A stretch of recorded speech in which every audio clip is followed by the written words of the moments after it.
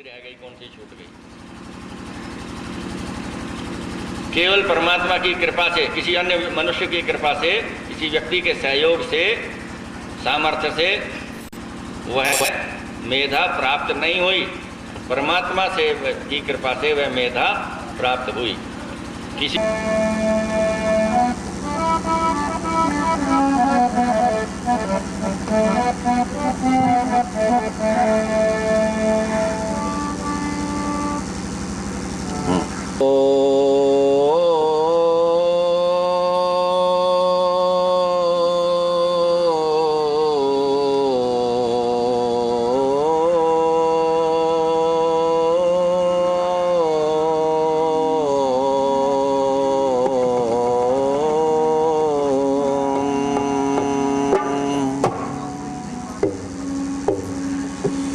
सूर्योदय सा सुंदर जीवन,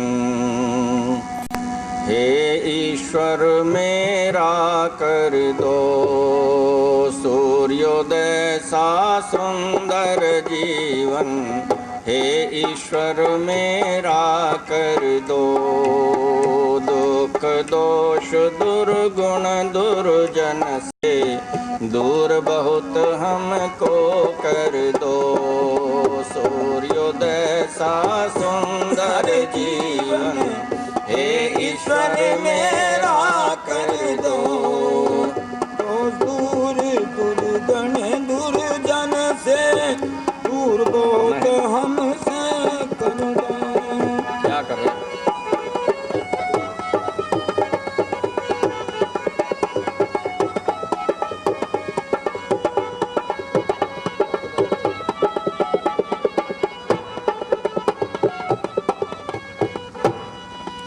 वैदिक पथ पर चलें सदा ही, बाधाएं कुछ रहें नहीं। हम बालक हैं प्रभु आपके, दुख यहाँ हम सहें नहीं। हम बालक हैं प्रभु आपके, दुख यहाँ हम सह नहीं। देखिए, यदि सुख प्राप्त करना चाहते हैं तो एक ही मार्ग है उसका, और वह है वेद का मार्ग। जो वेद से भिन्न मार्ग हैं वे दुखदायी मार्ग हैं, और वेद का मार्ग संपूर्ण सुखदायी मार्ग है।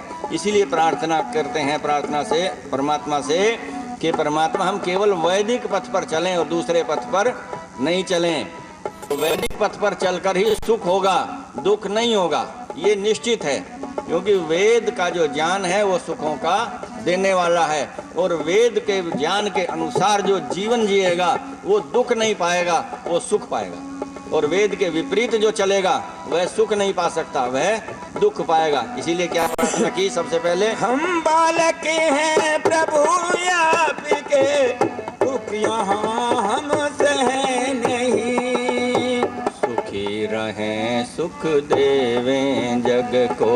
हम अकेले सुखी नहीं रहें, हम भी सुखी रहें और दूसरों को भी हम सुखी करें। तो क्या कहा? सुखी रहें सुख देवें जग को, परमेश्वर ऐसा वर दो। सूर्योदय सा सुंदर जीवन, हे ईश्वर मेरा कर दो।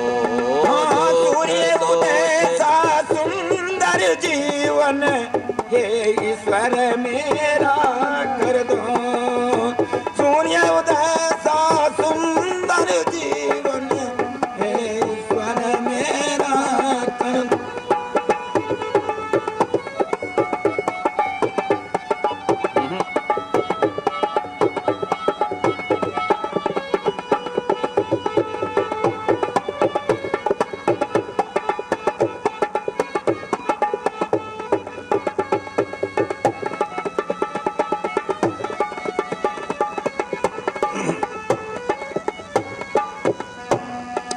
देह बुद्धि मन प्राण शुद्ध हों, शुद्ध हमारे कर्म रहें, शुद्ध आत्मा मिले आपसे, दुर्वचनों को नहीं कहें। देखो हम शुद्धि करें किस किस की? हमारे पास क्या है? शरीर है, मन है, बुद्धि है। किसके पास है ये? मुझ आत्मा के पास।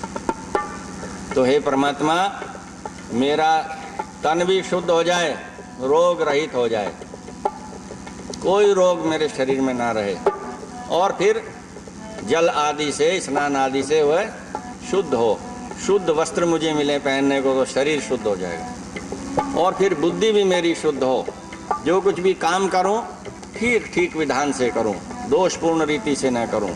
मेरा मन भी शुद्ध हो जाए, किसी के प्रति दुर्भावना मैं न रखूं, सबके प्रति सद्भावना रखूं। कोई मेरे प्रति रखता हो तो रखता रहे, कोई उसकी चिंता नहीं है। जब हमारा तन, मन और बुद्धि ये शुद्ध हो जाएंगे तो हमारा आत्मा शुद्ध हो जाएगा। जब तक ये शुद्ध नहीं होंगे तो अंदर भी शुद्धि नहीं आएगी। अंदर की शुद्धि बाहर दिखेगी और बाहर की शुद्धि अंदर जाएगी। तो क्या प्रार्थना की? देह बुद्धि मन प्राण शुद्ध हो, शुद्ध हमारे कर्म रहें, शुद्ध आत्मा मिले आपसे, दुर्वचनों को नहीं कहें। करें सुगंधित जग जीवन को, करें सुगंधित जग जीवन को, यज्ञयुक्त जीवन कर दो, सूर्योदय सा सुंदर जीवन हे ईश्वर मेरा कर दो। दुख दोष दुर्गुण दुर्जन को, दूर बहुत हमसे कर दो, सूर्योदय सा सुंदर जीवन हे ईश्वर मेरा कर दो।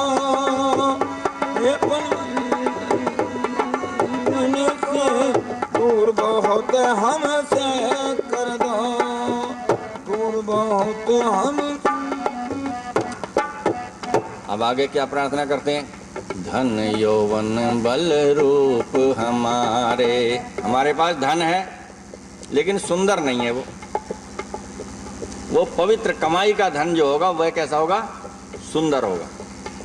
फिर हमारे पास यौवन है, यौवन में सौंदर्य नहीं है, यौवन में दुराचार है, दुर्गुण है मन में, दुख देने की भावना है मन में, सौंदर्य नहीं है। और बल है हमारे शरीर में, बल में सौंदर्य नहीं है। बल दूसरों को दुख देने के से सुंदर नहीं होता, बल दूसरों को सुख देने से सुंदर हो जाता है। एक बलवान मनुष्य है वह डाका डालता है, एक बलवान मनुष्य है वह दीन दुखियों की रक्षा करता है, बचाता है। एक अत्याचार करता है, एक रक्षा करता है, बल दोनों के शरीर में है। तो जो रक्षक है उसका बल सुंदर है, और जो कष्ट देने वाला है उसका बल सुंदर नहीं है, उसका बल कुरूप है। न होता तो अच्छा था।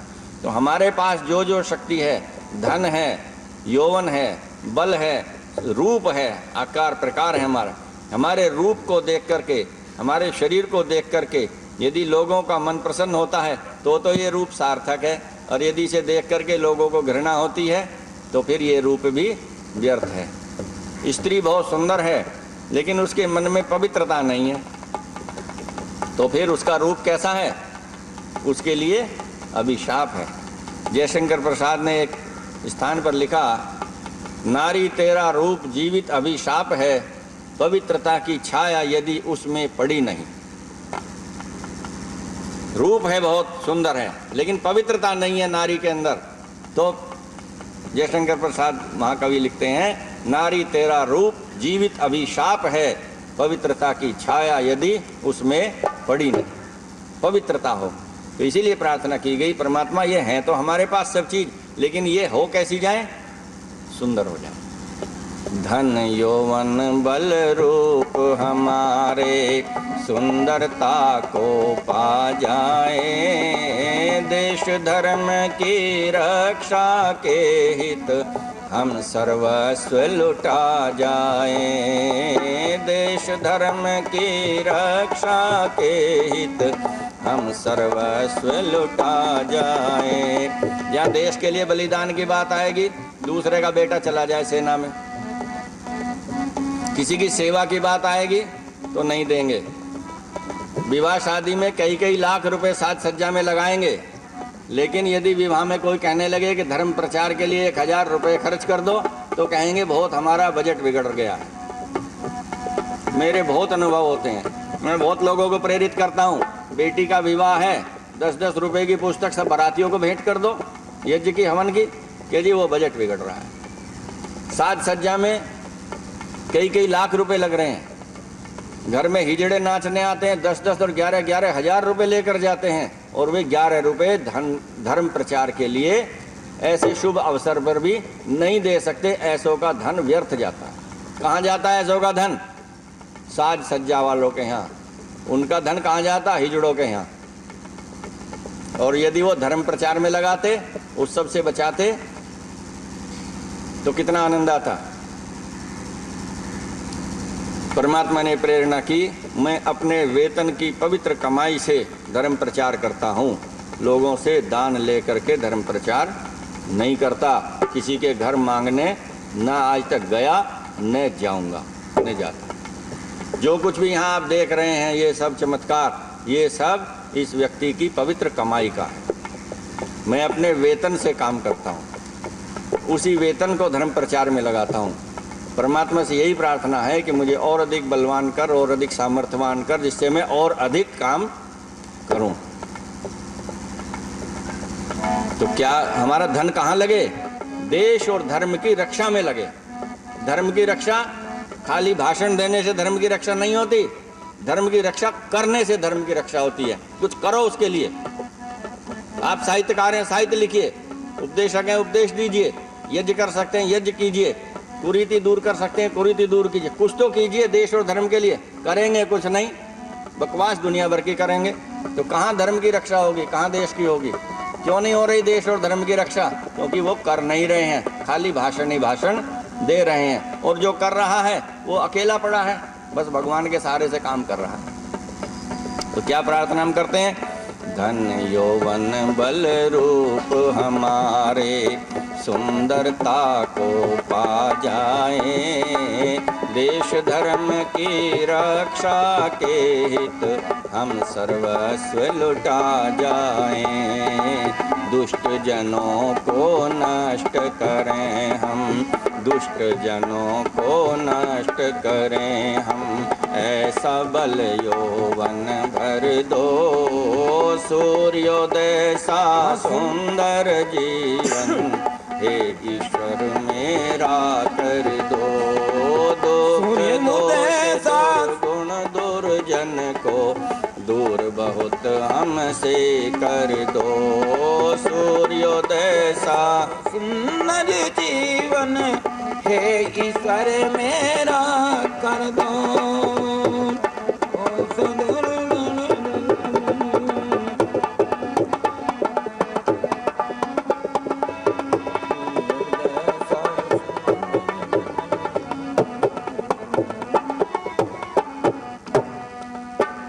पंच महायज्ञों को कर नित ऋषियों के अनुगामी हो। सर्वोत्तम वैदिक पथ पर चल, सदा सुखी शुभ नामी हो। क्या करें हम? पंच महायज्ञ प्रतिदिन करें। सबसे पहला ब्रह्म यज्ञ अर्थात वेद मंत्रों से परमात्मा का ध्यान करना। दूसरा देव यज्ञ, अग्निहोत्र हवन करना।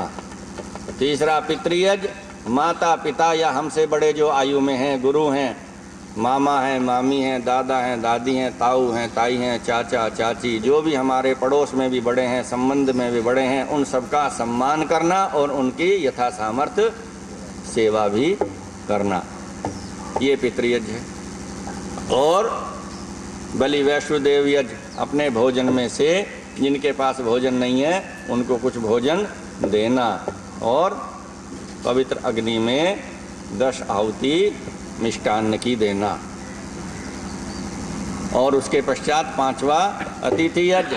कोई भी वेदों का विद्वान, सदाचारी, धर्मात्मा, तपस्वी, जितेंद्रिय, साधु, सन्यासी अथवा अपना कोई भी इष्ट मित्र संबंधी आपके घर आ जाता है तो उसका भोजन से, वस्त्र से, आसन से, सब प्रकार से, वाणी से सम्मान करना, सत्कार करना, उसको आश्रय देना। ये 5वां यज्ञ हो गया। जब तक ये 5 यज्ञ परिवार में प्रतिदिन नहीं होंगे तब तक परिवार में पूर्ण सुख नहीं होगा। थोड़ा बहुत सुख तो हो सकता है, लेकिन 100% सुख चाहिए ना, तो ये 5 यज्ञ करो। 20-20% सबके हिस्से में आ जाता है। 5 यज्ञ करेंगे 100% सुख घर में होगा, कोई कमी नहीं रहेगी। न घर में रोग होंगे, न घर में महामारी आएगी, न घर में बच्चों की मृत्यु होगी, न घर में कोई लड़ाई झगड़ा कलह होगा, और होगा तो मिट जाएगा। विपत्ति नहीं आएगी, शत्रु आक्रमण नहीं करेगा, मुकदमों के चक्कर में नहीं फंसोगे। हम पंच यज्ञ नहीं करते, ये सुख का आधार है, वेद का सिद्धांत है। क्या करें? और अनुगामी किसके हों? ऋषियों के अनुगामी हों। ऋषि कौन? जिसकी लंबी दाढ़ी, गेरवे कपड़े, वह ऋषि है? नहीं। जो वेद का विद्वान हो, वेदों के अनुसार जो जीवन चलता हो, जिसका कहीं कोई दुराग्रह नहीं हो, जिसका कहीं कोई पक्षपात नहीं हो, सबके लिए सदैव समर्पित हो, पूरे देश और धर्म के कल्याण के लिए जो अपने जीवन को मानता है, उसके अनुसार कर्म करता है, तो ऐसा व्यक्ति जो नए नए अनुसंधान करके समाज को देता है, समाज के हित में जो साहित्य तैयार करता है, विद्या का दान देता है, वह व्यक्ति ऋषि है। जो रिसर्च करता है वह ऋषि है। जो हमारे वैज्ञानिक हैं वे ऋषि हैं, वो उस क्षेत्र के ऋषि हैं। जो साहित्य के व्यक्ति सर्वोत्तम वैदिक पथ पर चल, सदा सुखी शुभ नामी हो, तेज ओज बल सत्य धर्म को क्या क्या भर दो?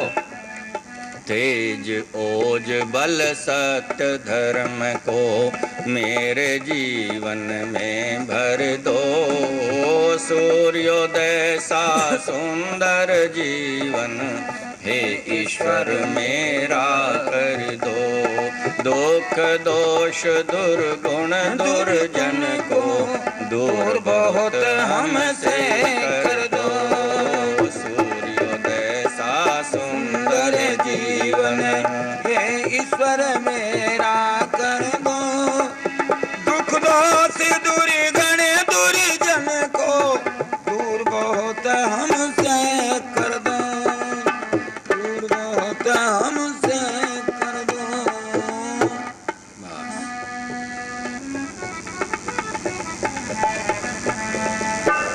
बस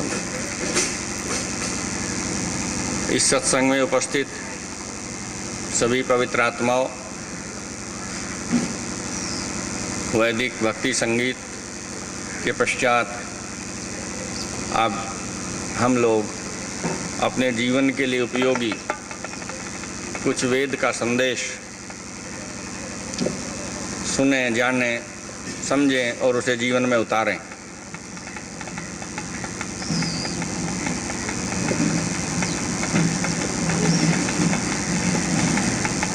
पूज्य मातृशक्ति, धर्म प्रेमी सभी सज्जनों, ये जो हमारा मानव जीवन है,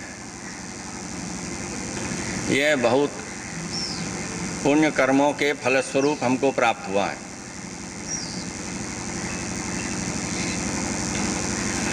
और इस जीवन का उद्देश्य क्या है? इस जीवन का एक ही उद्देश्य है, केवल परमपिता परमात्मा को प्राप्त करना, और कोई उद्देश्य इस मनुष्य शरीर का नहीं है। उस उद्देश्य की प्राप्ति के लिए अन्य जो कार्य हैं वे सब गौण कार्य हैं। जो भी कर्म हमें ईश्वर भक्ति से विमुख करता है, ईश्वर प्राप्ति के मार्ग से दूर ले जाता है या उसमें बाधा उत्पन्न करता है, वह कर्म करणीय नहीं है। जो भी मनुष्य हमारे इस परम पावन उद्देश्य की पूर्ति में बाधक बनता है, वह व्यक्ति साथ रखने के योग्य नहीं है, उसके साथ रहना भी उचित नहीं है। ठीक इसी प्रकार जो वस्तु हमारे इस उद्देश्य की प्राप्ति में बाधक है, उस वस्तु को भी अपने पास रखना उचित नहीं है। और इसी प्रकार जो अन्य विचार भी हैं जो हमें ईश्वर प्राप्ति के मार्ग से अलग करते हैं, उन विचारों का भी मन में रखना ठीक नहीं है। क्यों? क्योंकि हमारा जो मुख्य उद्देश्य है वह है ईश्वर की प्राप्ति करना। ईश्वर की प्राप्ति करने के लिए एक परमात्मा ने सबसे श्रेष्ठ साधन आपको दिए हैं। उन साधनों को यदि आप ठीक ठीक रखेंगे तो आप अपने लक्ष्य तक पहुंच जाएंगे, और यदि उन साधनों को विकृत रखेंगे, बिगड़े हुए रखेंगे, टूटे फूटे रखेंगे, तो कैसे पहुंचेंगे लक्ष्य तक? नहीं पहुंच सकते। जैसे वाहन है, यदि वाहन पूरी तरह से ठीक है, उसका इंजन भी ठीक है, कार का, उसकी सीट भी ठीक है, उसके पहिए भी ठीक हैं, ब्रेक भी ठीक है, तेल भी उसमें भरपूर है, सब तरह से वह बिल्कुल ठीक है, तो वह आपको ठीक स्थान पर ले जा सकता है वाहन। और यदि उसमें सब कुछ ठीक है और पहिए में हवा नहीं है एक में भी, तो क्या होगा? वह चलेगा ही नहीं। चलेगा तो खराब हो जाएगा, आप पहुँच ही नहीं सकते लक्ष्य तक। तो परमपिता परमात्मा की महती कृपा देखिए कि जीवन का उद्देश्य इतना महान बना दिया, तो उस जीवन के उद्देश्य की प्राप्ति के लिए हमें बहुत महान साधन भी परमात्मा ने दिए हैं। ये उसकी महती कृपा है, ये उसकी दयालुता है। क्या साधन दिया परमात्मा ने हमको?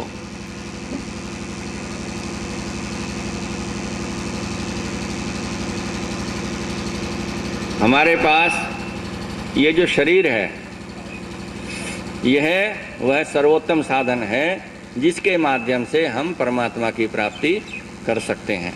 यदि शरीर नहीं होगा तो आप परमात्मा की प्राप्ति तो सबसे ऊंचा लक्ष्य है, आप साधारण कार्य भी नहीं कर पाएंगे। और मैं समाज में देखता हूँ कि जो सबसे उत्तम साधन शरीर दिया परमात्मा ने, हमने सबसे अधिक दुर्गति उसी की।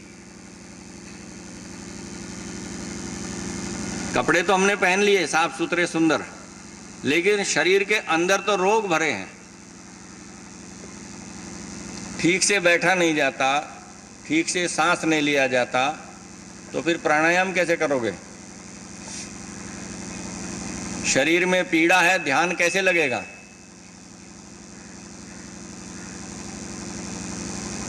शरीर रोगी है, कैसे बैठोगे ठीक से? तो जो सर्वोत्तम साधन है, जीवात्मा जो स्वामी है, उसका जो रथ है या जो वाहन है ये शरीर, जब ये शरीर ठीक है ही नहीं, जब वाहन ठीक है नहीं, तो जीवात्मा परमात्मा के पास कैसे पहुंचेगा? कैसे उस लक्ष्य को प्राप्त करेगा? तो परमात्मा से प्रार्थना की गई, हे परमात्मा, अथर्ववेद में एक मंत्र है बड़ा सुंदर,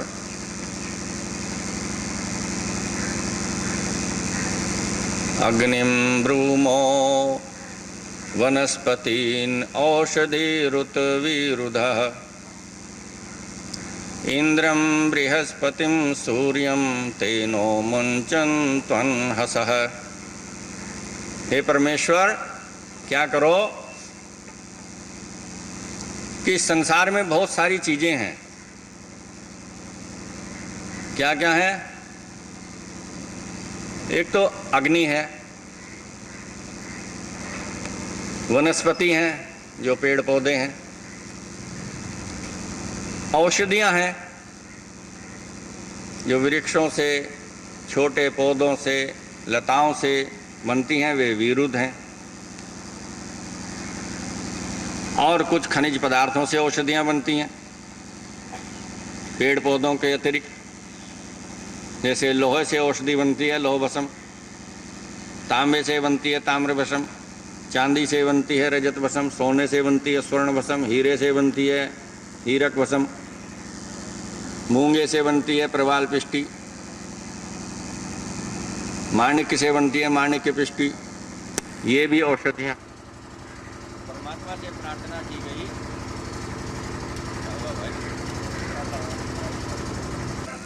अग्नि, पेड़ पौधे, वृक्ष, छोटे पौधे लताएं, औषधियाँ, इंद्रम मेघ जो जल की वर्षा करता है वह, और बृहस्पतिम हे परमात्मा सारे ब्रह्मांड के स्वामी आप, और सूर्य, इनका हम गुण कथन करें। अग्निम ब्रूमो, ब्रूमो हम इनका गुण कथन करें, इनके गुणों को जाने और फिर दूसरों को जनाएं। गुण कथन करने का अर्थ क्या है? कमरे में बैठ करके गुण गाए जाएं, ये नहीं। पहले हम इनके गुणों को का ज्ञान प्राप्त करें और दूसरों को उनके उन गुणों को बताएं, जिससे कि लोग उससे लाभ उठाएं और अपने इस रथ को स्वस्थ कर करके अपने चरम लक्ष्य को प्राप्ति के लिए चल पड़ें। परमात्मा से प्रार्थना की कि इंद्रम बृहस्पतिम सूर्यम तेनो मुंचन त्वन हसह, हमें अनहस, अर्थात जो कष्ट हैं, जो पीड़ाएं हैं, जो दुख हैं, जो पाप हैं, उनसे हमें मुक्त कर दो। परमात्मा ऐसी कृपा करो कि इन सब के गुणों को हम जानें, उनका लाभ उठावें और हम उन दुखों से मुक्त हो जाएं जो हमें अपने लक्ष्य में पहुंचाने में बाधा डाल रहे हैं। तो सबसे बड़ा जो कष्ट है, सबसे बड़ी जो बाधा है, दुख है, वह है शरीर का दुख। अच्छा, एक बात बताइए, जितने लोग यहाँ बैठे हैं, स्वस्थ और सुंदर शरीर कौन कौन चाहता है? सभी चाहें। अब शीशे में मुंह देखो जाके आज और अपने शरीर को देखो, कितना स्वस्थ है और कितना सुंदर है, ये किसी से पूछने की फिर आवश्यकता आपको नहीं पड़ेगी। ये रोगी और कुरूप क्यों हुआ? पड़ोसी ने किया क्या, या कोई रिश्तेदार कर गया आकर के? बताओ, इसको रोगी किसने बनाया? हमने स्वयं बनाया। इसकी सुंदरता को किसने नष्ट किया? हमने स्वयं नष्ट किया। क्यों? क्योंकि हमें पता ही नहीं कि हम स्वस्थ और सुंदर कैसे रह सकते हैं। स्वस्थ और सुंदर रहने का जो मार्ग है वह वेद में लिखा है, और वेद हम पढ़ते नहीं। हम तो लड़ते हैं, पढ़ते नहीं है, लड़ते हैं, और लड़ने का परिणाम आपके सामने है। जो आपस में लड़ते हैं वे नष्ट हो जाया करते हैं, और जो आपस में मिलकर रहते हैं वे उन्नति को प्राप्त होते हैं। तो हम पढ़ते नहीं हैं, जितना हम पढ़ते हैं फिर उस पर जाके लड़ते हैं कि हमने ये पढ़ा है, वहां ये लिखा है, ये तुम कैसे कर रहे हो, ये वैसे कैसे कर रहे हो, हम ये लड़ते हैं। यदि हम पढ़ लें और उसे जीवन में उतार लें तो फिर हम पढ़ें और फिर ऊपर चढ़ें, उन्नति को प्राप्त हो। तो परमात्मा से प्रार्थना की गई, अग्निम ब्रूमो वनस्पतिन औषधि रुत वीरुधे इंद्रम बृहस्पतिम सूर्यम तेनो मुंचन त्वन हसे। हे परमात्मा, आप और ये सब पदार्थ, अग्नि हमारे दुखों को दूर करे, दोषों को दूर करे, वनस्पतियां हमारे दुखों और दोषों को दूर करें, रोगों को दूर करें, औषधियां हमारे दुख और दोषों को दूर करें, सूर्य हमारे दोषों को दूर करे, मेघ हमारे दोषों को दूर करे, और हे परमपिता परमात्मा, सबको शक्ति और बल देने वाले और गुण देने वाले आप हमारे दुख और दोषों को दूर करें। ये प्रार्थना हमने की, इसको हमने जीवन में उतारा नहीं, बस रटंतु तोते हो गए, रट लिया, हमें संध्या आती है, जीवन में उतरी नहीं। थोड़ी देर में बिदक कर बैठ जाते हैं, भाग जाते हैं, सहनशीलता नहीं है। किसी ने जरा सी बात कह दी, आपे से बाहर हो गए, कह लेने दो, कोई बात नहीं।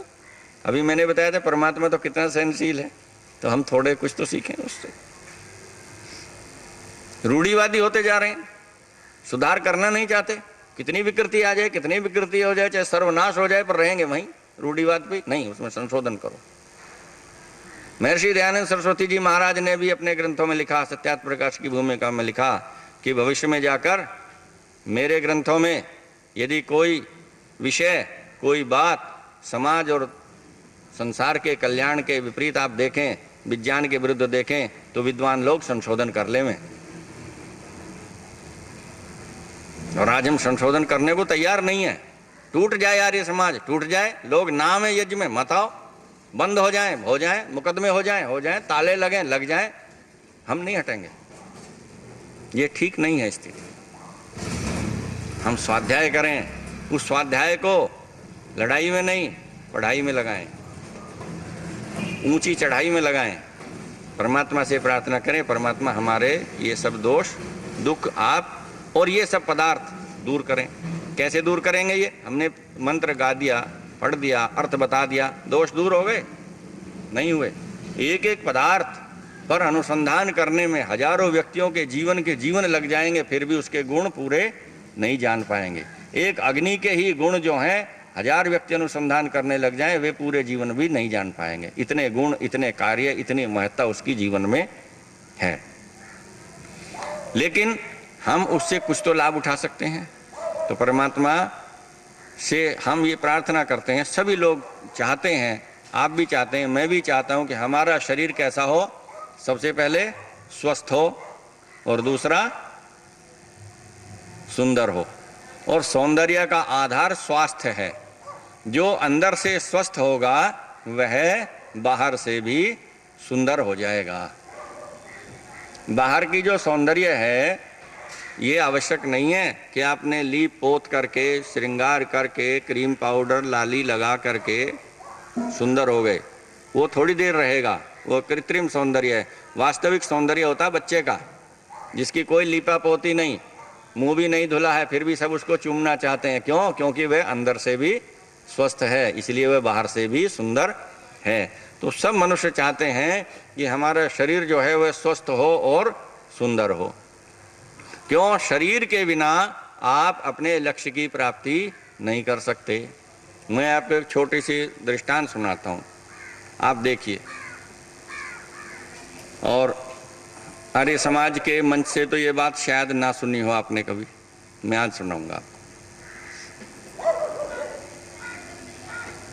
क्योंकि मैं लकीर का फकीर नहीं हूं, मैं पूरा उस पर अनुसंधान करता हूं, और फिर उसमें जो सत्य सत्य है, जो अच्छाई अच्छाई है, उसको ग्रहण कर लेता हूं और बाकी को छोड़ देता हूं। क्योंकि कबीरदास जी ने एक दोहा लिखा कि साधु ऐसा चाहिए जैसा सूप स्वभाव। सूप किसे कहते हैं? छाछ को, जिसमें अनाज फटकते हैं। माताएं बहनें सब जानती हैं, पुरुष तो छाछ हाथ में पकड़ेगा ही नहीं, उसे शर्म आएगी, कहेंगे लोग अनाज फटक रहा। ये फटकती इन्हें नहीं आती, ये लाभ उठा लेती हैं, आप नहीं उठाते। तो साधु ऐसा चाहिए जैसा सूप स्वभाव, और सार सार को गहिल है, थोता दे उड़ाओ। सार सार जो महत्वपूर्ण है, जो आवश्यक है, उसको रख लेता है और बाकी थोते को उड़ा देता है। लेकिन हम अनुसंधान नहीं करते, यही अनुसंधान है। शिव पुराण में शिव जी की कथा है, पार्वती की कथा है, ठीक है? क्या है वो? अति संक्षेप में आपको एक चीज बताता हूँ। शिव जी की चर्चा नहीं होती आर्य समाज के मंच से, हनुमान जी की चर्चा नहीं होती आर्य समाज के मंच से। क्यों? उसको जानना नहीं हम चाहते, समझते हैं ये तो उन मूर्ति पूजकों के हैं, वे जाने, इनके बारे में तो नहीं। उनके भी हैं और हमारे भी, ये महापुरुष हैं। देखो, पार्वती शिव को पति रूप में प्राप्त करना चाहती थी, और शिव थे योगी पुरुष, तपस्वी, वेदों के विद्वान, नित्य साधना करने वाले, यज्ञ करने वाले, संसार का कल्याण करने वाले महापुरुष थे। ऐसे व्यक्ति को पति रूप में प्राप्त करना बहुत दुर्लभ था। तो वो साधना कर रहे थे पर्वतों पर। पूछा उनको कैसे मनाया जाए, कैसे प्रसन्न किया जाए। तो सलाह दी कि बहुत सुंदर रूप बना करके उनके सामने जाओ, उनके सामने को निकलो पुरुष स्त्री को देख करके आकृष्ट होता ही है, वे भी हो जाएंगे। तुम सुंदर हो। वह बहुत सुंदर वस्त्र आभूषण धारण करके, आप पैरों में पाजेब पायल आदि पहन करके क्षमा क्षम करती हुई उनके सामने से निकली, उनके सामने खड़ी हुई, निवेदन किया। कोई उससे अंतर नहीं पड़ा। देख भी लिया होगा तो देखा, ठीक है, एक स्त्री है, हाड़ मांस का एक ढांचा है, कुछ नहीं है, अंदर मल और मूत्र भरा है, ऊपर से वस्त्र सजा रखे हैं, मेरे लिए किस काम की है, हटो। योगी पुरुष इस तरह से सोचता है। योगी वह होता है जिसे अपने शरीर के साथ साथ, वो दूसरे के शरीर के साथ साथ अपने शरीर से भी घृणा हो जाती है। वो शरीर की ओर आकृष्ट नहीं होता कभी भी, वह गुणों की ओर आकृष्ट होता है। ईश्वर का शरीर दिखाई नहीं देता, लेकिन हम ईश्वर भक्ति क्यों करते हैं? क्योंकि ईश्वर सबसे अधिक शुद्ध है और शरीर सबसे शुद्ध नहीं है। शरीर में सदैव कुछ ना कुछ दोष है। शरीर के अंदर मल है, मूत्र है, कफ है, हाड़ है, मांस है। ऐसी चीजों से निर्मित कैसे सुंदर होगा? तो उसके लिए आकर्षण की कोई बात, श्रेष्ठ मनुष्यों के लिए आकर्षण का कोई विषय यह नहीं है। सज्जनों के लिए यह आकर्षण का विषय नहीं है। योगी पुरुषों के लिए आकर्षण का विषय नहीं है। सच्चे ईश्वर भक्तों के लिए किसी का शरीर आकर्षण का विषय नहीं है। तो उन्होंने उस पर ध्यान ही नहीं दिया। ठीक है, कोई स्त्री है जय। यदि दुर्गुणी होते, तामसी होते, दुराचारी होते तो मुड़ मुड़ के देखते, साधना भूल जाते और उसे देखते रहते, जैसा कि सामान्य लोग देखते रहते हैं। उन्होंने अपनी सखियों से जाके कहा, उन्होंने तो देखा भी नहीं, मैं तो बहुत सज संवर के गई थी। तो कहा भाई, अब स्त्रियों ने, सहेलियों ने जो सलाह दी थी वो तो इतनी थी। उन्होंने कहा हमारी समझ में तो इतना ही आता है कि पुरुष जो है रूप से आकृष्ट होता है, हम तो यही बता सकती थी, वो आपने, हमें पता नहीं अब क्या करें। तो फिर निराश हो गई। फिर परामर्श हुआ, नारद जी को बुलाया गया। नारद जी बड़े विद्वान थे, तपस्वी थे, वेद के प्रचारक थे, सब राजा महाराजाओं के पास जाते थे, सबको उपदेश देते थे। पौराणिकों ने उनको एक बीना बजाने वाला, लंबी चोटी वाला, पागल सा आदमी, मस्खरा सा बना रखा, ऐसा नहीं है। वो बड़े उच्च कोटि के विद्वान, तपस्वी, जितेंद्रिय महात्मा थे और राजा महाराजाओं के यहाँ सब आते थे, उनको परामर्श दिया करते थे, उनके सुख दुख में साथी बनते थे। नारद जी को बुलाया गया, पूछा महाराज ये जो शिव को प्राप्त करना चाहती है, परंतु वे तो अपने योग साधना में लीन है, उन्होंने तो देखा भी नहीं, क्या करें? उन्होंने कहा देखो, शिव को शरीर दिखा करके शरीर के आकर्षण प्राप्त नहीं किया जा सकता। उन्होंने कहा फिर कैसे? लड़के तो सब लड़की को देखने आते हैं, शरीर ही देखते हैं या कुछ और देखते हैं? गुण तो बाद में पूछते हैं, पहले तो शरीर देखते हैं। लड़की भी पहले ब्यूटी पार्लर जाती है, वहां से जैसी है वैसी नहीं रहती है, ऐसी बन के आती है। जैसी पहले होती है, फिर ब्यूटी पार्लर से जब निकल के आती है तो लगता है ये वो है ही नहीं, कोई और है। फिर जब मुंह धुल जाता है तब लगता है अब ये वो है नहीं है। तो ये तो वो उस जो छद्म रूप है उससे आकृष्ट करते हैं। तो उन्होंने कहा इसने छद्म रूप बनाया, ब्यूटी पार्लर में गई थी, वो समझता है कि ये नकली रूप है। असली रूप होना चाहिए। कि असली रूप क्या है? कि श्रेष्ठ व्यक्ति तो श्रेष्ठता चाहता है, योगी योग से प्रेम करता है, ईश्वर भक्त से प्रेम करता है, सदाचारी सदाचारी से प्रेम करता है। तो वह सदाचारी है, सदाचारिणी बन जाए, वह योगी है या योगिनी बन जाए, वो ईश्वर भक्त है या ईश्वर भक्तिन बन जाए। वो प्रतिदिन यज्ञ करते हैं, ये भी करे, वो प्रतिदिन वेद पढ़ते हैं, यह भी पढ़े, वो प्रतिदिन ध्यान लगाते हैं, ये भी ध्यान लगाए, तब जाके बात बन सकती है, नहीं तो नहीं बन सकती। पार्वती ने कहा मैं तो इसके लिए तैयार हूं। वो आजकल की लड़की थोड़ी थी कि नहीं मुझे ऐसा नहीं चाहिए थे, मुझे तो कॉरपोरेट ऑफिस में नौकरी करने वाला चाहिए जिसका 10-12 लाख रुपए का पैकेज हो, मॉडर्न हो, जीन्स से कम कुछ पहनता ही नहीं हो, सब कुछ खाता पीता हो, सब कुछ करता धरता हो। उसने कहा ऐसा श्रेष्ठ व्यक्ति मिले मैं वो करने के लिए तैयार हूँ। तो ये स्त्रियों के लिए शिक्षा है, पुरुषों के लिए भी शिक्षा है कि पुरुष शिव जैसे चरित्र के बने और स्त्रियां पार्वती जैसे चरित्र की बने। लेकिन दुर्भाग्य हमारा है कि हमने उनकी चर्चा ही करनी छोड़ दी। बस कुछ घिसी पिटी चर्चाएं हैं, उन्हीं में सारा समय और जीवन बर्बाद कर रहे हैं। और देखो आपको पहली बार यहाँ आश्चर्य होगा, मैंने शिवजी महाराज का की महिमा लिखी। यहाँ पुस्तक है शिव चालीसा, आप उसे पढ़िए। और मैं आज भी यही हूँ, कल भी यही हूँ। वेद विरोधी कोई बात दिखा देना। मेरा साहित्य 28 पुस्तकें मेरी लिखी यहाँ रखी हैं। कितना समय लगा होगा उनमें, कितना उसमें अनुसंधान करना पड़ा होगा, कितनी बुद्धि लगी होगी। और मैं जंगल में नहीं रहता हूँ, परिवार में रहता हूँ, पत्नी बेटे पोते पोतियों के बीच में रहता हूँ, उन्हीं के बीच में बैठकर लिखता हूँ। शिव चालीसा रखी हुई है यहाँ, 10 चालीसे लिखे हैं मैंने। अभिमान की बात नहीं है, सत्य को सुनना और समझने का, सहन करने की शक्ति सीखिए। आज तक किसी ने लिखे हों तो आप बता देना। 10 चालीसे लिखे हुए हैं यहाँ। कौन कौन से? ओम चालीसा, ईश्वर चालीसा, यज्ञ चालीसा, वेद चालीसा, दयानंद चालीसा, राम चालीसा, कृष्ण चालीसा, हनुमान चालीसा, शिव चालीसा और भक्ति चालीसा। 10 चालीसे लिखे हुए रखे हैं। बिल्कुल नई चीज लोगों को दी है। झूठा हनुमान चालीसा पढ़ते रहे अब तक, अब सच्चा पढ़िए। क्या चरित्र है उनका, चित्र देखो। हनुमान जी कैसे थे, हमने बनाया उसको, पूंछ वाले नहीं थे। शिव जी का चित्र, गले में सांप लपेट दिए। ये काम होता है कोई योगियों का? ऐसे तो सपेरे लपेटते फिरते होंगे। क्या सपेरा थोड़ी था शिव? योगी पुरुष था। कैसे रहते थे उस पर चित्र छपा है, देखना। हमने उन परंपराओं को तोड़ दिया और परिवर्तित कर दिया, नई परंपरा प्रारंभ की। तो पार्वती ने भी क्या किया? गृह त्याग किया, वन में आश्रम बनाया, कुटिया बनाई और वहां पर प्रतिदिन वेद मंत्रों से ध्यान और साधना करनी आरंभ की।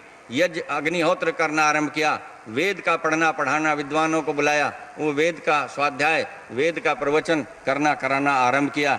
अपने जीवन को पूर्ण सात्विक बनाया, तपस्विनी का जीवन बनाया। जब ऐसा जीवन बनाया तो दूर दूर तक उनकी चर्चा हुई। इतने बड़े राजा की पुत्री एक कुटिया में रहती है, तपस्या करती है, कितनी श्रेष्ठ कन्या है। यह प्रशंसा शिव जी तक भी पहुंची। शिव जी से कहा, महाराज चल करके देखो तो सही। कहने लगे, मैं तो अपने तरीके से जाके परीक्षा लूंगा, ऐसे नहीं जाऊंगा, बिना बताए जाऊंगा। आए, एक साधारण ब्राह्मण ब्रह्मचारी के रूप में आए, योगी पुरुष के रूप में नहीं आए। जो साधारण कुर्ता, अपना धोती पहनी, अपना चादर ओढ़ी, साधारण पुरुष बन करके आ गए। हम बहुत सजते संवरते हैं, बहुत दुपट्टे पट्टे डालते हैं। मुझसे भी लोग कहा करते हैं, वो रंगीन पटका डाल के आप व्याख्यान दिया करो। मुझसे भी कहते हैं, बहुत सारे रखे हैं मेरे पास घर पे। मैंने कहा, मैं इसकी कोई उपयोगिता नहीं समझता, मैं जैसा हूं वैसा ही ठीक। ये मुझे नहीं, मेरे पास है, ठीक है, कुछ नहीं। ये कृत्रिमता का लबादा क्यों ओढ़ रहे हैं हम? शिवजी महाराज आए बिल्कुल साधारण वेश में, नंगे पैर आ गए। पता चला कि कोई ब्रह्मचारी आया है, तो उन्होंने कहा ब्रह्मचारी आया तो ब्रह्मचारी को पुरुषों के विभाग में ठहराओ, अतिथि कक्ष पे ठहराओ। ठहरा दिया। उन्होंने कहा, मैं आपकी जो राजकुमारी है उनसे वार्ता करना चाहता हूँ, मिलना चाहता हूँ। पहले वो मिलने गई थी, तब मिले नहीं, अब वो आए हैं, मैं उनसे मिलना चाहता हूँ। देखो 2 महान चरित्र कैसे होते हैं। तो निश्चित समय हो गया, सखी सहेली बैठ गई, पूछा, नमस्ते हुई, आप अतिथि हैं, बताइए। तो उनसे बहुत सारी बातें पूछते हैं। एक जो मुख्य बात बताना चाहता हूं वो क्या पूछते हैं, एक ही श्लोक में सब कुछ पूछ लिया। कहते हैं, अपि क्रियार्थ सुलभम समित कुशम जलान्यपि स्नान विधि क्षमाणिते अपि स्वशक्तया तपसी प्रवर्तसे शरीरम आद्यम खलु धर्म साधनम। ये बाद का अंश तो बहुत लोगों ने सुना है, पहले 3 अंश नहीं सुने। शिव पुराण का अंश है ये कहने में डरते हैं कि शिव पुराण का लोग पता नहीं क्या कहने लगे, जबकि शिव पुराण का ये अंश कहने में डर नहीं लगता कि शरीर माध्यम खलु धर्म साधन। पूरा श्लोक कहने में, बोलने में डर लगता है। मुझे नहीं लगता, सत्य है। इसका अर्थ क्या है? कहते हैं, अपि क्रियार्थ सुलभम समित कुशम। क्या यज्ञ की क्रिया करने के लिए समिधा और कुशा तो उपलब्ध हो जाएगी मुझे? उन्होंने पूछा, अतिथि आपको हम क्या सेवा कर सकते हैं, क्या आपको आवश्यकता है? तो कह रहे हैं मुझे समिधा चाहिए हवन करने के लिए, मैं प्रतिदिन यज्ञ करता हूँ, क्या आपके आश्रम में मुझे समिधा और कुशा का आसन बिछा करके लेटने के लिए, ज़्यादा कुछ नहीं, मिल जाएगा? अपि क्रियार्थ सुलभम समित कुशम, फिर आगे कहते हैं जलान्यपि क्षमाणिते, जलान्यपि स्नान विधि क्षमाणिते, क्या स्नान के लिए स्वच्छ जल तो मिल ही जाएगा? उन्होंने कहा हाँ मिल जाएगा। तीसरा प्रश्न पूछते हैं, एक बात और बताइए, अपनी स्वशक्त या तपसी प्रवृत्त से, क्या आप जो ये तपस्या कर रही हैं अपनी शक्ति के अनुसार कर रही हैं, शक्ति से बाहर जाके तो नहीं कर रही हैं? क्यों? क्योंकि शक्ति से बाहर जाके करोगी तो शरीर बीमार हो जाएगा। क्यों? अंत में कहते हैं शरीर माध्यम खलु धर्म साधनम, यह शरीर जो है सब श्रेष्ठ कर्मों का साधन है। यदि शरीर ही नहीं होगा तो आप तपस्या भी नहीं कर पाएंगे। तो तपस्या भी अपने सामर्थ्य के अनुसार ही करनी चाहिए। इसलिए शरीर का महत्व समझो, इस शरीर को स्वस्थ बनाओ। ये मैंने आपको योगी पुरुष की बात बताई है, शरीर का महत्व वे समझते थे। तो शरीर माध्यम खलु धर्म साधनम, जितने भी शुभ कर्म हैं उनका जो मूल आधार है, मूल साधन है, वह शरीर है। अब ये जो शरीर है, इस शरीर की महत्ता क्या है? देखो महर्षि सुश्रुत क्या लिखते हैं, सुश्रुत संहिता में कहते हैं सर्वमन्यत परित्यज्य शरीरम अनुपालियेत तद भावे ही भावानाम सर्वा भाव शरीरिणाम। हे मनुष्यों ध्यान से सुनो, मैं ऋषियों की बात सुना रहा हूं आपको। कहते हैं सर्वमन्यत परित्यज्य, सबको छोड़ दो, सब वस्तुओं को छोड़ दो, सब व्यक्तियों को छोड़ दो, सब कामों को छोड़ दो। सबसे पहले क्या करो? शरीरम अनुपालियेत, इस शरीर की पालना करो, इस शरीर की रक्षा करो। सबसे पहले शरीर की रक्षा करो, अर्थात शरीर को रोगों से मुक्त करो, यह है शरीर की रक्षा। शरीर को विपत्ति से, चोट से, आघात से बचा के रखो, दुर्घटना से शरीर को बचा के रखो। तो सर्वमन्यत परित्यज्य शरीरम अनुपालियेत तद भावे ही भावा नाम सर्वा भाव शरीरिणाम। यदि शरीर होगा तो सब कुछ होगा, और यदि शरीर ही नहीं होगा, उसका अभाव हो जाएगा, तो फिर सब चीज़ों का अभाव हो जाएगा। जब मनुष्य मर जाता है, शरीर मर जाता है, कुछ कर सकता है वे?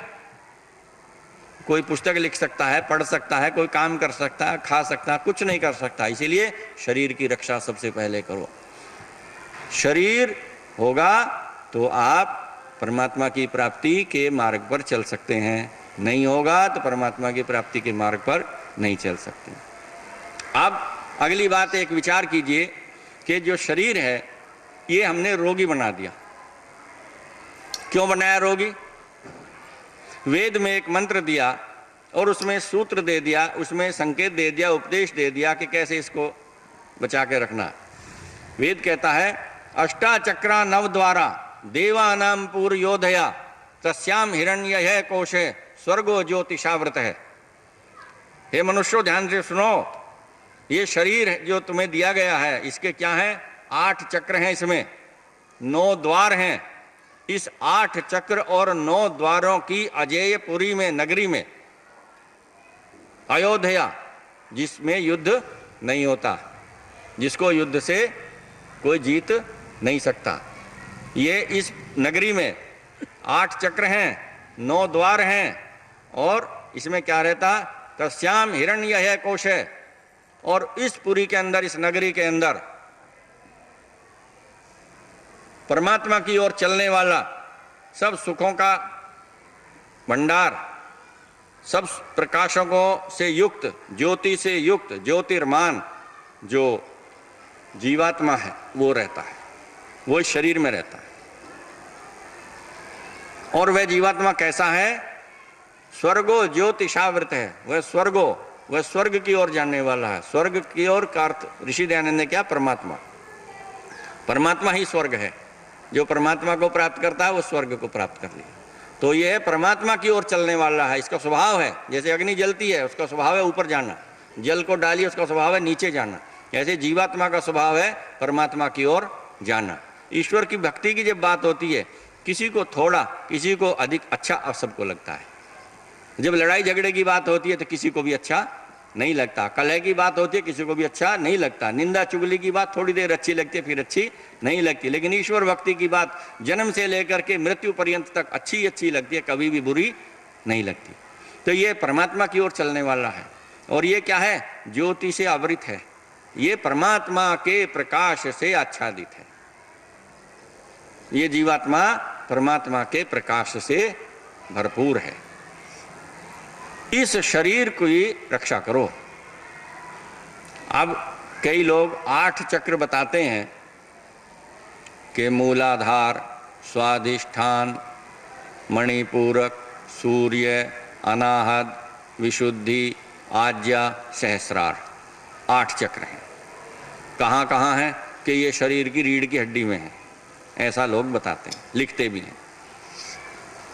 बड़े बड़े विद्वान, बड़े बड़े योगी पुरुषों की पुस्तकों में ये लिखे हुए हैं, लेकिन वे आज तक यहाँ नहीं बता पाए निशान लगा करके कि यहाँ है, और कहते हैं ये प्रकाश से युक्त हैं। हमारे धर्मगुरु महर्षि दयानंद सरस्वती जी महाराज की मान्यता के अनुसार यह बात झूठ है, ये चक्र नहीं है। लेकिन जब वेद में लिखा है तो चक्र तो हैं, 8 चक्र लिखा, वेद कह रहा है, तो वे हैं कौन से?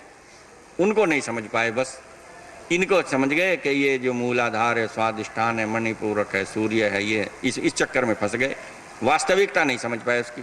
और 9 द्वार तो सब जान गए, ठीक है, 2 आंख, 2 नेत्र, 2 कान, 1 मुख, कितने हो गए? 7, 1 मल द्वार, 1 मूत्र द्वार, 9 द्वार हो गए। शरीर रूपी नगरी में 9 द्वार हैं। इसमें परमात्मा के प्रकाश से भरपूर जीवात्मा निवास करता है। 8 चक्र कौन से हैं वे मैं बताता हूं आपको, चिकित्सा विज्ञान के आधार पर समझ लीजिए 8 चक्र कौन से हैं। देखो, मानव शरीर में 8 ही चक्र हैं। कैसे? अपना पैर देखो, जो घूमता है चक्र की भांति, वहां चक्र होता है। पैर का जो जोड़ है, देखिए पैर का जोड़, आप अपने पैर के जोड़ को घुमा सकते हैं। पैर ऐसे फैलाइए, घुमा के देखिए, घूमता है। एक, दूसरा घुटना, तीसरा कूल्हे का जोड़, कितने हो गए? 3 हाथ के जोड़, एक घूमता है, 2 कोहनी घूमती है, और तीसरा कंधा भी घूमता है। कितने हो गए? 6। 7वां पीठ का जोड़, पीठ आगे भी जाती है, पीछे भी जाती है, इधर भी जाती है, उधर भी जाती है, और नाचने वाले तो बहुत अच्छी तरह घुमा देते हैं। 7 और 8वां गर्दन का जोड़, ये 8 चक्र हैं। गर्दन भी घूमती है चारों ओर। जो भाग घूमता है वह चक्र से युक्त है। तो हे मनुष्यों, 8 चक्रों से युक्त ये तुम्हारा शरीर है। 9 इसमें द्वार हैं, इसकी रक्षा करो। क्यों? क्योंकि इसके अंदर परमात्मा के ओर जानने वाला, परमात्मा की ज्योति से युक्त जीवात्मा रहता है। उसे पहचानो। उसे तब पहचानेंगे जब ये 8 चक्र और 9 के 9 द्वार स्वस्थ होंगे। यदि एक भी जोड़ खराब है तो जीवन में सुख नहीं रहेगा। एक भी द्वार रोगी है, चाहे आंख में रोग है, चाहे कान में है, चाहे नाक में है, चाहे मुख में है, चाहे मलमूत्र द्वार में है, कहीं भी रोग है, जीवन में सुख नहीं होगा। घरों में हम ये यदि कोई स्वस्थ रहना चाहता है तो अपने इन 8 जोड़ों को रोज घुमा करके देखे कि ठीक चल रहे हैं या नहीं, तो समझ लीजिए जोड़ 8 हमारे स्वस्थ हैं। और 9 द्वारों के रोज जांच करो कि हमारे किसी द्वार में कोई रोग तो नहीं है। तो जिसके 8 चक्र और 9 द्वार इस शरीर के स्वस्थ हैं, वह व्यक्ति स्वस्थ हो जाएगा। इसके अतिरिक्त सुश्रुत महाराज कहते हैं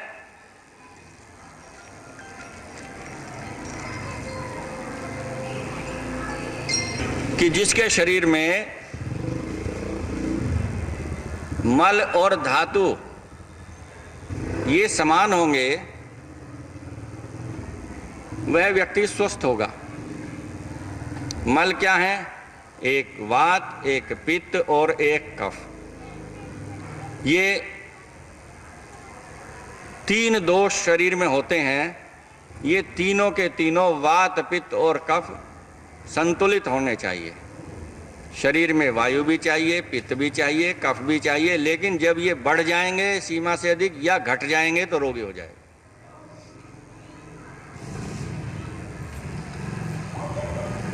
यदि ये कम ज्यादा है तो रोगी होंगे, और यदि ये ठीक हैं तो व्यक्ति स्वस्थ होगा। इसलिए इस शरीर को स्वस्थ रखना सबसे पहला काम है। और स्वस्थ रखने के लिए हम क्या करें? सबसे पहले तो इससे भी पहले ये समझना है थोड़ा सा कि हम लोग इस शरीर को रोगी क्यों करते हैं। रोगी क्यों होते हैं हम? रोगी हम इसलिए होते हैं कि हमको पता ही नहीं स्वस्थ कैसे रहना है। तो सबसे पहले तो ये पता हमको होना चाहिए वेद के आधार पर कि हमारे 8 चक्र और 9 द्वार बिल्कुल शुद्ध और स्वस्थ रहें। उसके बाद आयुर्वेद के ऋषियों के अनुसार, चरक सुश्रुत आदि के अनुसार शरीर में वात, पित्त और कफ ये संतुलित हों, और जो धातु हैं, सप्त धातु, वे संतुलित हों। रस है, रक्त है, उसके बाद मांस है, मेद है, मज्जा है, अस्थि है, शुक्र है, ये 7 धातु। ठीक है, 3 ये पदार्थ और 7 धातु ये स्वस्थ होनी चाहिए। जैसे ये बिगड़ेंगे शरीर रोगी हो जाएगा। तो हम इनको स्वस्थ इस शरीर को तब स्वस्थ रख सकते हैं। अब इसके अतिरिक्त हम रोगी क्यों होते हैं इसके बाद भी, कि हमारे पास जो हमारा शरीर है ये रोगी मुख्य रूप से तब होता है जब हमारा आहार, विहार, विचार और व्यवहार ये चारों बिगड़ जाते हैं। हम रोगी हो जाते हैं, स्वस्थ नहीं हो पाते। हमें क्या खाना है, कितना खाना है, कब खाना है, किस स्थान पर खाना है, किसके हाथ का खाना है, कैसे खाना है, ये हमको पता ही नहीं है। हम क्या खाते हैं? जो सब खा रहे हैं वही हम खा रहे हैं। जब सब लोग खा रहे हैं तभी हम खा रहे हैं। जिसके हाथ का बनाया सब खा रहे हैं, उसी के हाथ का हम खा रहे हैं। जहाँ खड़े होकर सब खा रहे हैं वहीं हम खा रहे हैं। तो हमें पता ही नहीं है हमारे अनुकूल क्या है। तो हमको इसमें पवित्रता लानी पड़ेगी कि हम यदि स्वस्थ होना चाहते हैं तो हमारा जो आहार है वह बहुत ही सूक्ष्म हो और श्रेष्ठ हो। देखो, मैं आपको एक उदाहरण देकर बताता हूँ। हमने पीएचडी कराई स्वामी दयानंद पर अनेक लोगों को। उसमें एक नया हमको विषय मिला। हमने एक उसमें अध्याय दिया, महर्षि दयानंद का जीवन, व्यक्तित्व और कृतित्व। तो जीवन में हमने उनके उसमें लिखा एक स्थान पर भोजन, विषय है भोजन। तो ऋषि दयानंद कैसा भोजन करते थे? जब ऋषि दयानंद अपने विद्या आदि सब प्राप्त कर चुके, पूर्ण प्रचार के काल में थे, तब कैसा भोजन करते थे यह सुनिए ध्यान से। हमें इन चीज़ों को सीखना है इन धर्मगुरुओं से, अपने ऋषियों से। ऋषि दयानंद प्रातः काल में 1 गिलास दूध पीते थे और शीत काल में जब सर्दी अधिक पड़ती थी तो उसके साथ अभ्रक भस्म खाते थे। 2 से 4 रत्ती अभ्रक भस्म हाथ पर रखते थे, उसे मुंह में फाँक लिया और ऊपर से दूध पीते थे। दोपहर को 12 से 1 बजे के मध्य में भोजन करते थे। और जब भोजन करते थे, आज मैं आपको बिल्कुल नई बात बताऊंगा, शायद आज तक आपने सुनी नहीं होगी ऋषि दयानंद के विषय में। वह क्या है कि जब भोजन करते थे तो भोजन करने से पहले अपने पाचक के पास जाते थे और जहाँ भोजन सामग्री रखी रहती थी उस भोजन सामग्री में से एक तराजू रखते थे अपने साथ। उस तराजू में जितना भोजन उन्हें करना होता था कच्चा, वह भोजन उसमें तोलते थे अपने हाथ से। 250 ग्राम उसका वजन कितना था? कच्चे भोजन का वजन था 250 ग्राम। समाप्त कर रहे हैं जी।